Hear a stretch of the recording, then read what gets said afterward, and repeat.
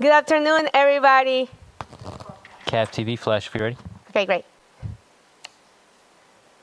Good afternoon, everybody. Welcome to Senate Committee on Education. Today is Wednesday, March 31st, and I would like to ask the clerk to call the roll, please. Chairperson Cano, Here. Senator Gallo, Here. Senator Quesada, Here. Senator Calkin, Here. Senator DePalma, Here. Senator Seveny. Madam Chair, we have 6 members. We have a quorum. Thank you so much, everybody, for your patience as we start a little late today.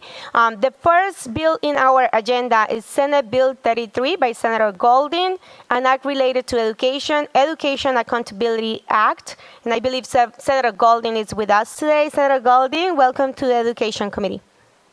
Thank you very much. So the bill you have before you adds in some questions about what is curriculum to the student, about their curriculum to the student survey conducted every year. And this is not, I'll tell you where it came from. It was before the pandemic. I was guest judging at a Generation Citizen event up at the State House, as I know some of you have done in the past, and it's such a wonderful experience to hear what the students are learning and thinking about and presenting to the judges. And what I was struck by was how many of the presentations I was hearing were recommendations for changes to curriculum that are things that I believe are already supposed to be in the curriculum. And so I started asking more of the high school students about them. One of the things that I was particularly concerned about was there was a lot of focus on healthy relationships and ensuring that they were how to build into the curriculum conversations about healthy relationships and ensuring protecting against domestic violence as people got older and dating violence as they got into dating and into living situations. And if you look at the curriculum put forward by the City of Providence on sexual health and healthy relationships, it's supposed to happen. So this was really my idea that I put forward to try and capture what information is actually missing from students' experiences in the City of Providence and presumably elsewhere in the state as well. Thank you, Senator Golding, for your testimony. At this time, I'd like to ask if any members of the committee have any questions or comments for Senator Golding. That being none, I really appreciate the testimony, and I just want to let everybody know that we didn't have anybody sign up for testimony for this bill, neither we received written testimony for the bill. So I would like to entertain a motion. Motion to hold? Motion to hold made by Senator DePalma, second by Second. Senator Quesada. Clerk, can you please call the roll? Chairperson Cano, Yes. Senator Gallo, Yes. Senator Quesada, Yes. Senator Calkin, Yes. Senator DePalma, Yes. Senator Seveny. Madam Chair, we have 6 in the affirmative. So this bill have help for this study. Thank you, Senator Golding. At this time, the next item in the agenda is Senate Bill 20A by Senator Seveny, an act related to education, certification of teachers, training, and evaluation. Senator Seveny, welcome to the Education Committee. Well, thank you very much, Madam Chair. So this bill's been around for a couple of years now. All it really does is establish the formal requirement that RIDE establish teacher and administrator evaluations on a regular basis every year, that these evaluations be aligned with the educational requirements that RIDE levies, and that they submit a report annually to the governor and to the General Assembly on the evaluation process, how it's going, the things they've focused on during that evaluation period, and other recommendations to make changes to the evaluation process, that kind of thing. And the first report would come to us not later than April 1st of 2022. And that's essentially what the bill does. Thank you, Senator Seveny, for your testimony. And actually, I do have a question for you. So do we have the teachers' evaluations already happening at the state level, right? Or that is not implemented at this time? No, in fact, because the bill has been sitting around for 2 years, I believe all of the school systems, I shouldn't say all, but most of the school systems already have an evaluation system. This bill is not intended to replace or change an existing evaluation process, as long as it, by RIDE's assessment, meets the requirements for an evaluation. So in many cases, there will probably be little to no impact as long as the school systems continue using whatever evaluation process they're currently on, and as long as that process does meet the minimum requirements for an evaluation that RIDE establishes. So yeah, this horse is kind of already out of the barn. Thank you so much for the clarification, Senator Seveny. And what I do also like about it is that it will provide reports to the General Assembly in regards to that evaluation process. So do we have any members of the committee at this time with any questions or comments? Senator Gallo. So, Senator Seveny, are there any districts right now that do not do evaluations? I don't know. I can't answer that, Senator. I mean, if there are any, it's an anomaly, and Yeah, I was going to say I wasn't aware of any. I'm not either. So once again, the purpose of this is simply going to be to make sure that whatever evaluation processes are in place, that they're robust and they meet RIDE's requirements for doing that. And I mean, I've never checked. I assume that the administrators go through some sort of evaluation process, but I've never asked specifically. So that might be a change for some of the districts. I don't know. They do in my school district. They're quite robust, but it'd be interesting to see if there are any districts that don't. I question the idea of more reporting, yet again, more paperwork to be done where there's already so much paperwork being done. I didn't see any written testimony from NEA or AFT, but that would be my only concern with this, that there'd be more paperwork. You know, there's already, I know I was evaluated last year, and it takes months upon months, and then meeting with the principal and all of that, it's quite intense, and there's a lot of paperwork involved in it. So to make another reporting and more paperwork, if it was repetitive, I couldn't support it. But if there's somebody that's not doing evaluations, then I could understand it. But it would be interesting to see who's doing who isn't doing evaluations. I'd be interested in knowing that. Well, that question didn't occur to me. I spoke with this about with Andy Andrade earlier this week, and RIDE's happy with it. I mean, he was the one who pointed out to me that they're already. No, we lose. I'll ask them. I mean, that's a good question. I don't know if there are any schools that don't do this. I also don't know if every school, if there's some similarity in some minimum set of standard things that are a part of the process. I know in Portsmouth, the teacher evaluation process is quite robust, and it involves at least 2 meetings And one of them includes, watching a teacher in the classroom environment teaching. The principal has to do that. So yeah, you're right. I mean, it is a lot of work.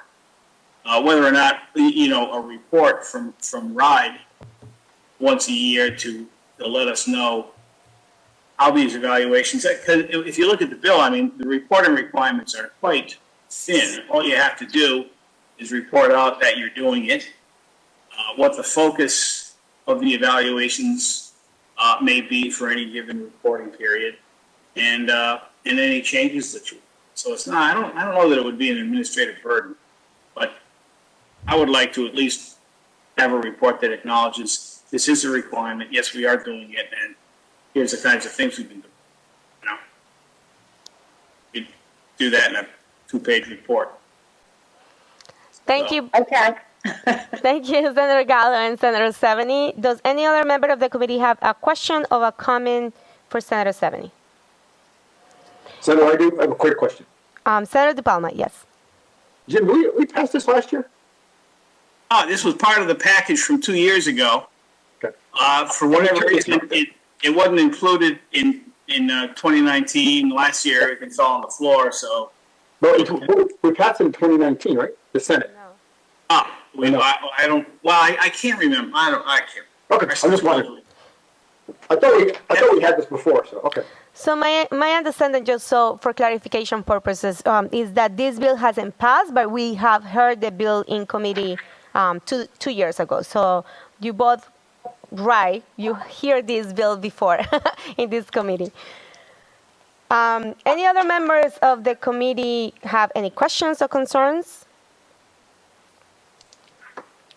Well, I just also want to note that we did not receive any written testimony or have anybody sign up to testify on this bill. And at this time, I would like to entertain a motion. So moved. So motion to hold made by Senator Seveny, seconded by Senator Gallo. Clerk, can you please call the roll? Chairperson Cano, Yes. Senator Gallo, Yes. Senator Quesada, Yes. Senator Calkin, Yes. Senator DePalma, Yes. Senator Paulino, Yes. Senator Pearson, Senator Seveny, and then Senator Pearson, Yes. Madam Chair, we have 8 in the affirmative. Thank you so much. This bill has been moved to hold for further study. Item 3 in the agenda is Senate Bill 287 by Senator Gallo, an act related to education, establishing a Class size maximum for kindergarten through grade 2. Senator Gallo. Thank you, Chairperson. This has passed 2 years in a row, and what it does is make sure that the classroom would be limited to no more than 20 students up until the 2nd grade. As we all know, the early years are the most important times. It's when our students are learning how to read and how to start to do their math, their writing. It's the most important time, and if we can get it straight, and they can learn how to read and have the literacy skills that they need, then we'll spend less money later on identifying students that have difficulties and putting them with resources that they wouldn't need if they got the skills that they needed earlier. And the less students in a classroom, I believe, do provide the best environment for students to learn at an optimum level. And I'm here to answer any questions, but I'm a strong proponent for this and have been trying for years. Thank you so much for your testimony. I actually agree that less students in the class is more individualized attention and more support for the students. So thank you, Senator Gallo, for putting this legislation. Do I have any members of the committee that have any questions or comments? Senator Seveny. 2 cents worth in it because I feel I'm an expert because I've been married to a first grade teacher for 45 years.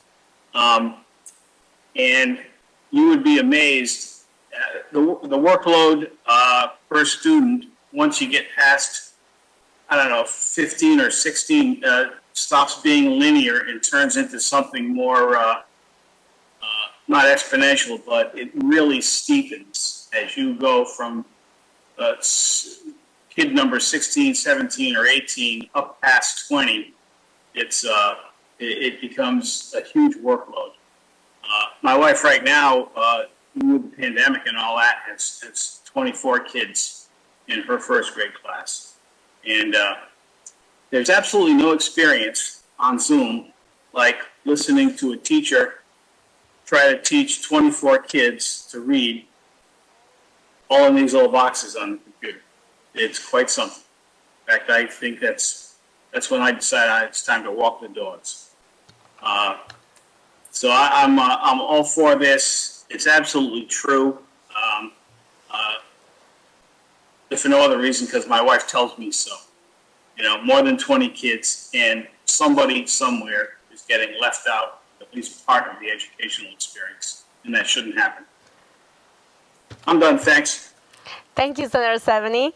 I couldn't agree more. And at this time, I would like to call Senator Quesada. No, I just want to thank Senator Gallo for she putting this bill every year. Unfortunately, it's not been going through, but I agree with her 100%. This is the age where we have to really make sure the children are getting the education they need. That's the base for them to be able to continue their education. Then I cannot agree more with her, and I want to thank her for the hard work that she's been doing in that bill. And I hope this year will be the year that passed. Thank you, Senator Gallo. Thank you, Senator Quesada. Does any member of the committee have any questions or comments for Senator Gallo?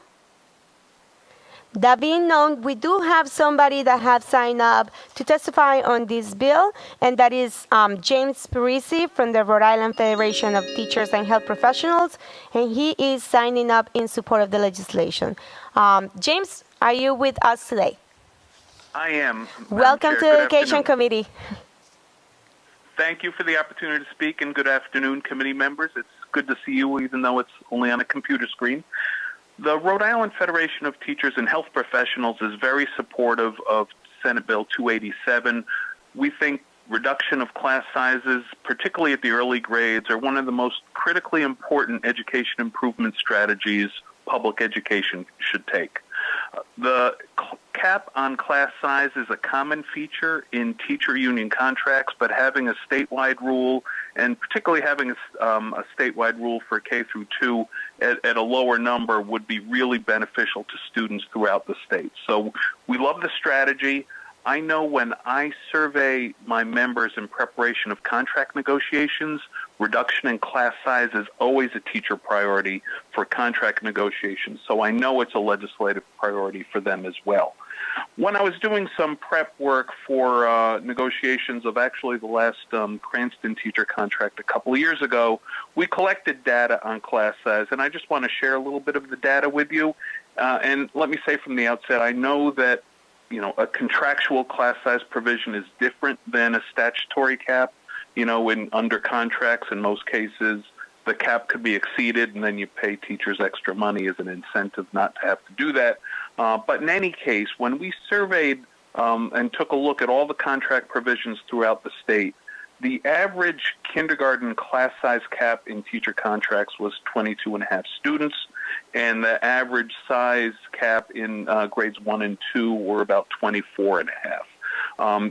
There was a pretty wide range in kindergarten. The class size cap in Newport is 16, and the cap in the city of Providence is 29. That's an incredible range in class sizes we have in Rhode Island, at least on the class size provisions that I viewed when I did the research 2 years ago. So we think that this legislation would have great benefit, particularly in the districts that haven't embraced class size reduction strategies already. We think it is, again, a universal method of improving education for every Rhode Islander, by having a lower class size. So we are fully supportive of the bill. We've appreciated the Senate support in the past and hope you support 287 this year. And finally, Senator Gallo has been a great champion for this issue, and we appreciate her enthusiastic support for this idea. Thank you so much for your testimony, Jim, and it's great to hear you calling the committee. Do we have any members of the committee, any comments or questions for Jim at this time?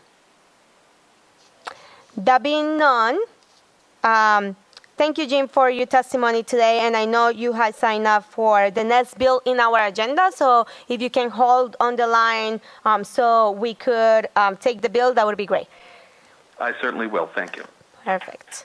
And that has ended the people that have signed up for testimony for this bill. We haven't received any written testimony, and at this time, I would entertain a motion. Motion to hold? Motion to hold by Senator DePalma. Second. Seconded by Senator Quesada and 70. Clerk, can you please call the roll? Chairperson Cano, Yes. Senator Gallo, Yes. Senator Quesada, Yes. Senator Kalkin, Yes. Senator DePalma, Yes? Senator Paulino, Senator Pearson, Yes. Senator Seveny. Madam Chair, we have 8 in the affirmative. And the bill have been moved to hold for further study. At this time, we will take Senate Bill 637, which is the last item in the agenda, and we'll be back to 455. And this bill is by Senator Maury, and it's an act relating to education, the Paul Crowley Student Investment Initiative. Senator Maury, welcome to the Education Committee. Thank you, Madam Chair, and thank you, committee members. So what this bill does is it reinstates the state funding dedicated to teacher professional development, and it also revises the district-wide committee responsible for expenditures. Each school district would have a 5-member committee composed of 3 teachers, the superintendent, and a person appointed by the superintendent. The state funding is to be aligned with the district's strategic plan and the professional learning plan adopted by each district.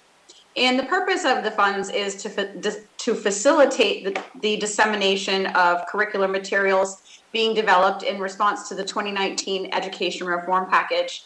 The proposed FY 2022 funding to each district is $200 per student. Back in FY 2009, the Rhode Island state allocation for this line item of $5.8 million was suspended, and it was never reinstated.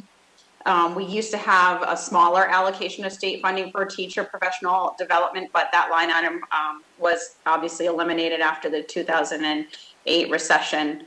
And I'm open to any questions. I know that we have Jim on the line. Mr. Parisi on the line to testify. Thank you so much, Senator Maury. At this time, I'd like to welcome any comments or questions from members of the committee to Senator Maury. I have one, Madam Chair, if I may. Senator DePalma. Senator Maury, thank you for bringing this back. I remember, and Senator Gallo will remember as well, when this went away with a couple previous commissioners against our better judgment, but it went away. Looking at the, like I said, I think I almost remember the day when it was in that budget. This is, have we looked at the fiscal note for this? And are we looking at how many students this would pertain to? About?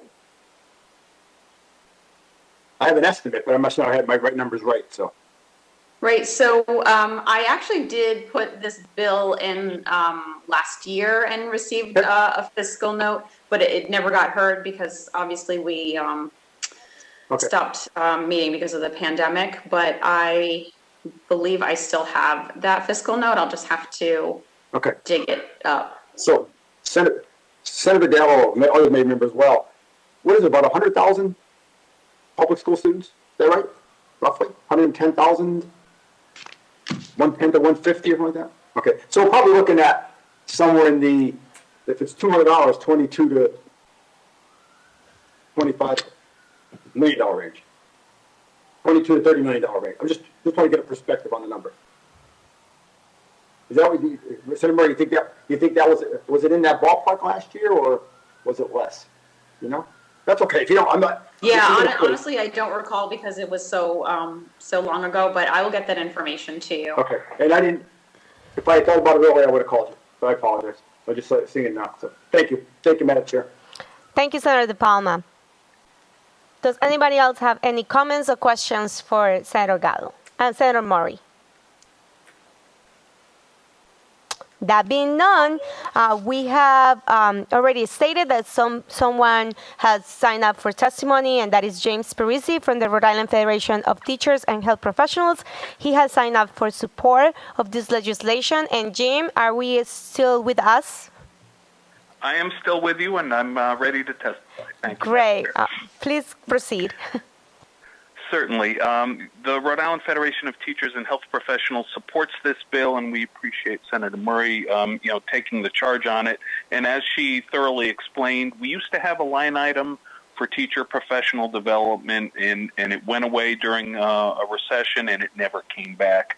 One observation I've made for years when talking to people about the education system, not just in Rhode Island, but around the country, is we tend to spend less on professional development and human capital, the phrase I hate, but was used by a prior commissioner, than most other industries. Other industries in the private sector, I think, are more serious about training their staff, getting their staff up to speed, and public education just generally hasn't done a good job with that. But we did have some state funding for it, and now we have none, and we've had none for over a decade, and that ought to be corrected.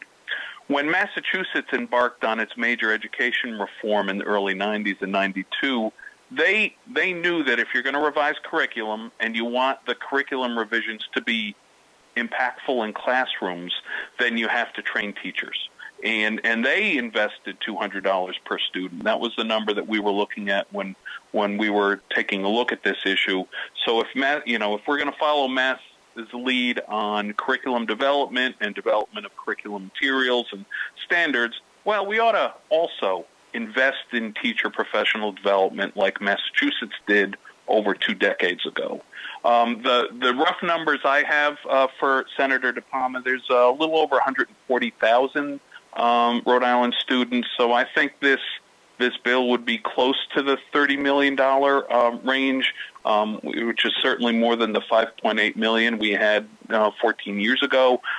It is a significant investment, but we think if you want your efforts to have RIDE revise its math and ELA curriculum and science and technology and social studies and history, they're doing all that work now. If you want that work to be impactful in all of our 300-plus schools, you need to invest in teacher professional development. We think a state funding stream makes sense. We think having a committee of practitioners, both teachers as well as some superintendent appointees, makes sense in making decisions on how it is spent. But let me just finally add, in addition to the major curriculum legislation of 2019 enacted by the Assembly, we have some other initiatives. We have the dyslexia issue, the Right to Read Act that passed a couple of years ago that begs the issue of training. We have districts like Providence, which has been in the news, and other districts as well that want more educators to have English language learner certificates or endorsements. So all of these training issues really beg the question, what is the state funding, if any, going to be in the near future to make all these legislative and district-wide initiatives reality in the classroom? And we think a state funding stream is the way to go. We support the bill. We hope you can as well. And if there are any questions, I'd try to answer them. Thank you, Mr. Parisi. I do think that you have mentioned a word that is very important for me, and it's investment. We need to certainly invest in our staff and teachers and professionals, and I do believe that is the right word, investment. So do we have any questions for Mr. Parisi from any members of the committee, or any questions? Senator Gallo. Just a comment. I wanted to thank Senator Murray for putting this in. As you know, last year and the year before, I was trying to look at statewide curriculum and statewide professional development. So, I mean, we strongly support professional development. We're expecting teachers to do a whole lot more, and it just isn't infused into their brain. They need the professional development.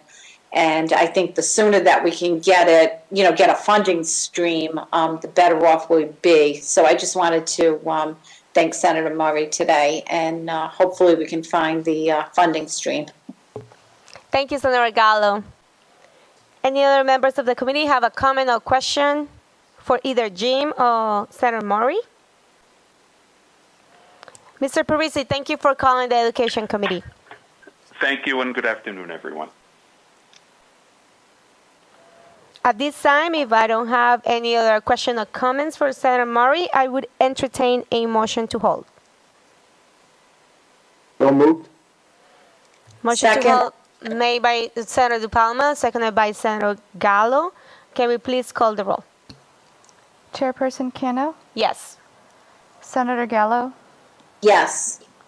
Senator Quesada, Yes. Senator Calkin, Yes. Senator DePalma, Yes. Senator Paulino, Senator Pearson,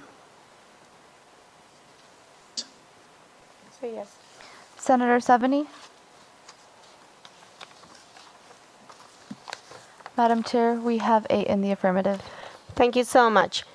Let's go back to the Senate Bill 455 in the agenda, and the Senate bill is by Senator De La Cruz, an act related to education, establishing an education savings account program to assist and support the parents, guardians, and caretakers of students with the materials, tutors, technology, and other educational support for learning at home or at any other remote learning site. I don't see Senator De La Cruz with us today, but I want to let the members of the committee know that we have received 2 written testimony for this legislation in opposition, and one is from the Rhode Island Federations of Teachers and Health Professionals, and the other one is from the National Education Association of Rhode Island. They both submitted a testimony in opposition of this legislation. Does any members of the committee have any questions, comments? If not, I will entertain a motion. Chair, motion to hold. Hold it. Motion to hold made by Senator Paulino, seconded by Senator Gallo. Claire, can you please call the roll? Chairperson Cano, Yes. Senator Gallo, Yes. Senator Quesada, Yes. Senator Calkin, Yes. Senator DePalma, Yes. Senator Paulino, Senator Pearson, Yes. Senator Seveny. Madam Chair, we have 8 in the affirmative. So this bill have been moved to hold for further study, and this have completed our agenda for today. And at this time, I will entertain a motion to adjourn. So moved. Motion to adjourn made by Secretary DePalma, seconded by Senator Seveny. All in favor? Aye. Thank you so much. Aye. Have a great day.